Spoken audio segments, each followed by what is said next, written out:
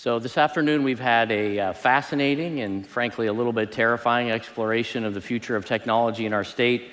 Technology certainly promises to bring opportunity for Oregon, but also presents the significant risk of workplace disruption.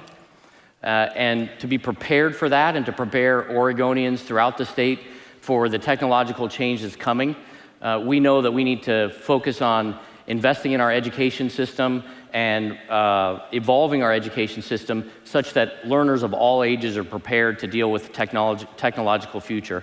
And as we spent much of the morning talking about, we cannot get to that until we've resolved the long-term structural budget crisis that faces the state, until we work together to do that. We heard this morning from county, city, and educational leaders that this is a large and urgent threat to our educational system and also to critical public services being provided throughout the state. We heard from the leaders of the newly formed Oregon Business and Industries Statewide Business Association that they're prepared to engage in thoughtful, productive collaboration to get this important work done. We heard from the legislators who were critical in bringing together the complicated work that led to the recent major investment in our transportation package. And from them, we heard a roadmap of sorts that certainly included appreciation for the complexity of the issue and the need to bring everyone together in a broad-reaching and comprehensive process. And as much as anything, to get started early, get started now, and get the work done. And we heard from our governor that she sees Oregon's structural fiscal deficit as an urgent issue for the state, and that it needs to be addressed comprehensively from all sides of the issue in keeping with the business plan's framework of the economy, cost control, and tax reform.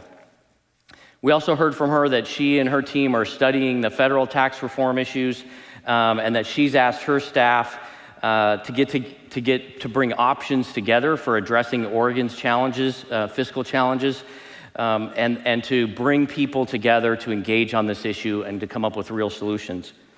So I had posed this morning the goal of the day to be, do we understand what the real and tangible next step is for us in early 2018? So working on this issue immediately and together.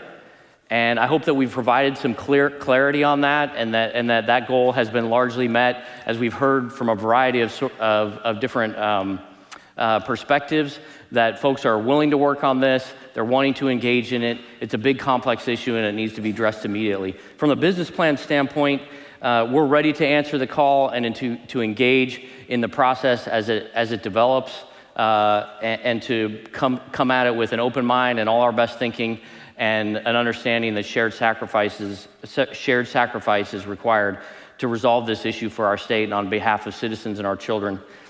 We will be out on the road over the coming year, educating, engaging in dialogue, bringing forth new perspectives and ideas on how to resolve the issue. And starting in early 2018, we're going to do something a little different than we did last year, and we're going to begin providing regular progress reports on, at least from our perspective, what we see as the progress towards a broadly accepted, comprehensive, or broadly supported comprehensive solution before the 2019 legislative session. So that is our action plan as the business plan. As we wrap here, you've seen previews for a couple of the breakout sessions that will take place this afternoon. We're going to have a speed round intro to 3 more of those, the other 3 of those that you haven't heard about already today. But before we close, I want to offer words of thanks to the many, many people that make this event possible. First, I'd like to recognize our sponsors, who I think you might see behind me, but if not, they're in your book, and you've certainly seen them there throughout the day. Their support provides the year-round support for the Oregon Business Plan, and we couldn't put on the summit or develop the business plan without them. So please, a round of applause for our sponsors.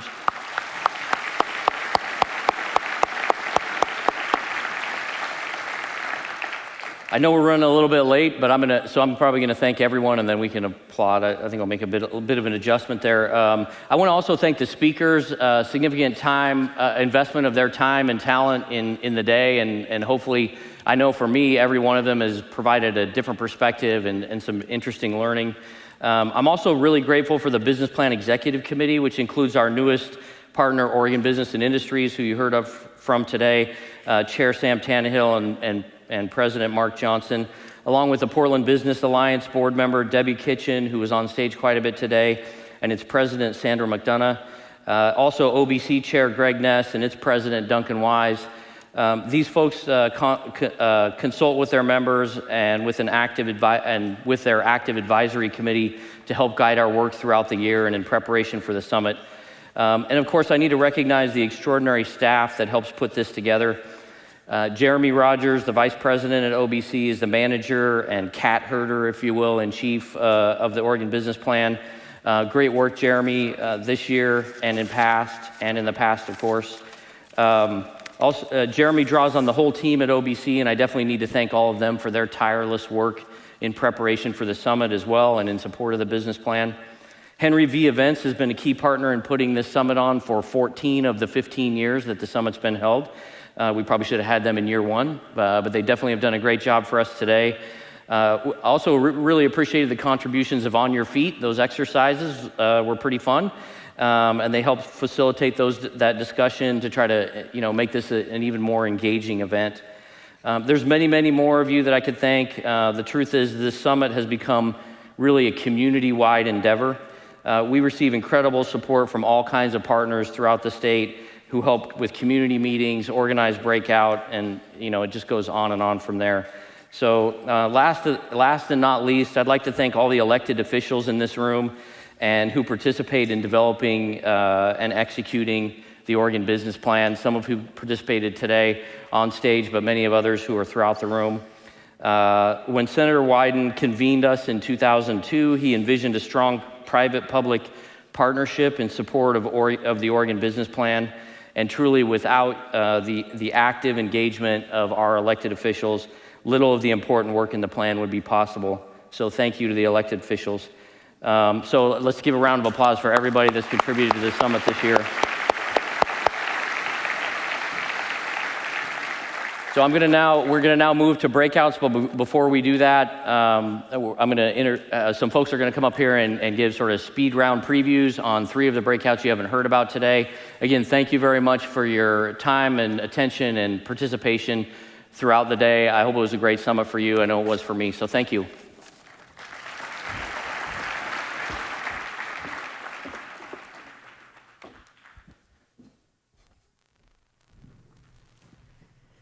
Good afternoon. I'm Linda Schott, and I'm the president of Southern Oregon University, where we have spent the last year thinking about the future of higher education. In a few minutes, I'll be leading a breakout session on the future of learning.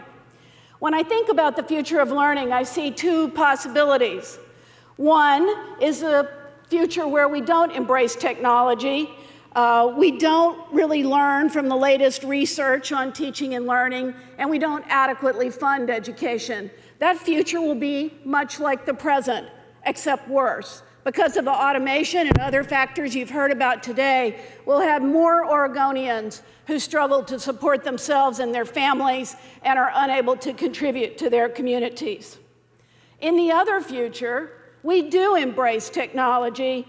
We learn from the latest research on how humans best learn, and we adequately fund our educational system.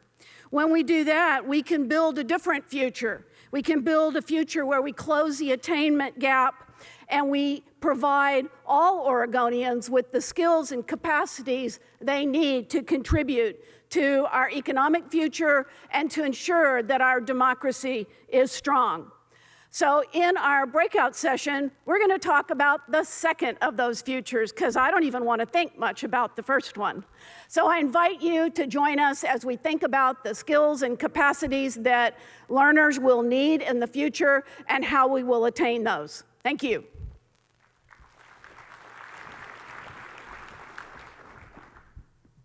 Hello. My name is Nico Larco. I'm a professor in architecture and urban design at the University of Oregon, based up here in Portland. I'm also the co-director of the Sustainable Cities Initiative and one of the leads of the Urbanism Next Research Initiative. Myself and Jennifer Dill from Portland State University are going to be leading a session on autonomous vehicles. Basically, what we're saying is AVs are coming. This is true. This is happening. To give you an idea, 10 of the top 11 car manufacturers in the world said that AVs are going to be, autonomous vehicles, self-driving cars, are going to be to market by 2021. That's very soon. Lyft has said that by 2025, they're going to be doing 1 billion AV, EV, electric vehicle trips each year. And as of 2 weeks ago, you can go to Phoenix and ride a car where there's no one in the driver's seat. Waymo now has what's called level 4 automation, cars with no one in the driver's seat at all to take over. So this is happening right now. Our big kind of message in this session is that AVs are not a transportation issue, or not only a transportation issue. They are an everything issue. They're going to have tremendous secondary impacts on things like land use, land valuation, equity, street design, neighborhood design, enormous pressures on sprawl. If you're from cities and only your DOT is thinking about it, you are far behind. So we need to think about how we're dealing with these things. To give you an example, with parking reduction, if all of a sudden, when we have AVs and we only need a fraction of the parking that we need right now, all of a sudden that's going to be impacting things like municipal budgets. It's going to make a whole lot of land available for development, so the amount of land that's on the market is going to go up, so price of land should come down. It's going to affect the feasibility of projects for anyone who's done development, huge shifts in those types of things, just tremendous impacts all across the board. In terms of municipal budgets, we've done a study on this, and looking at the municipal budgets of San Francisco, it's going to be affecting parking revenue, traffic citations. All of a sudden, we're going to need a job training, a new job training. We're going to need to be putting new technology into our streets. All these things are going to be really painful for city budgets unless we're prepared. If you're in a rural community and you think AVs are an urban issue, you should think again. It's pretty well considered that one of the first areas that's going to be have autonomous vehicles coming in is going to be trucking. So if your community has trucking, truck drivers, warehousing, all of those issues are going to be affecting your communities, no matter where you are in the state. And the outcomes of how this happens, if it's going to be a heaven or hell scenario, as Robin Chase likes to call it a whole lot, will really depend on how we prepare. Oregon has a tremendous opportunity to lead. Across the country, where people are looking towards us, we have the right framing and approach. We're thinking about not just how to accommodate the autonomous vehicle, but how it is that we can leverage it for our community goals. And we have a history of working across agencies and working across the public and private sector, examples that you heard about today, an example being this gathering here. So we really have a tremendous opportunity for that. So come and hear about what's happening with autonomous vehicles, hear about the impacts that are going to be related to it, how we can prepare, and how we can lead in the state. Thank you.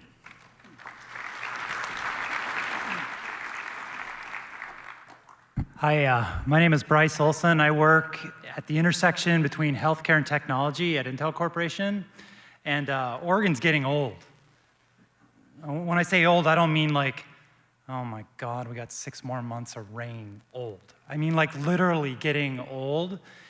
If you look at Oregon's aging population, we are aging faster than America is as a whole. By 2040, over a quarter of the population in Oregon will be 60 years old or older. So what happens to an aging population? Well, they take on more chronic conditions, more cardiovascular disease, more neurodegenerative disorders, more cancer. Chronic conditions are costly. If you look at the adult population in the United States, 12% of the American adult population has more than 5 chronic conditions. They consume over 40% of healthcare costs. So what does that mean for Oregon? Are we on this crazy trajectory where we're going to age and take on all these chronic illnesses? And obviously because of the demographics, the people that can care for us are going to be less, so that means access is going to get worse and quality will suffer? Not necessarily. Come to our healthcare breakout and we'll talk about a different future. We'll talk about a future where healthcare is delivered everywhere and people are cared for everywhere, because we're going to be distributing it between the home and the hospital. We're going to talk about how precision medicine is going to enable people to be diagnosed based on a molecular abnormality that's fueling your disease, and then open that up to targeted treatments that are less toxic and enable you to be more productive. We're going to talk about artificial intelligence and how that's going to be everywhere, because AI enables us as humans to see patterns in data that the human eye can't see.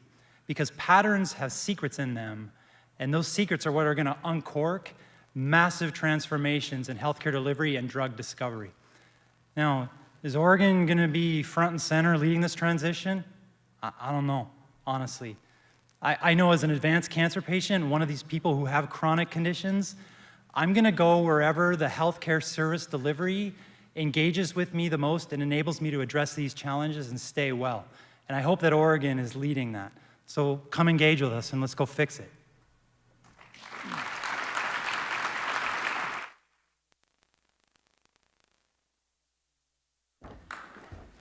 Okay, I know we're running a bit late. I hope you all will join us for the breakouts this afternoon, and they were supposed to start at 2. We may start a little bit later, but we don't want to push back farther than we have to, so if you'll hurry to the breakouts you're planning on attending, and thanks again for attending this year.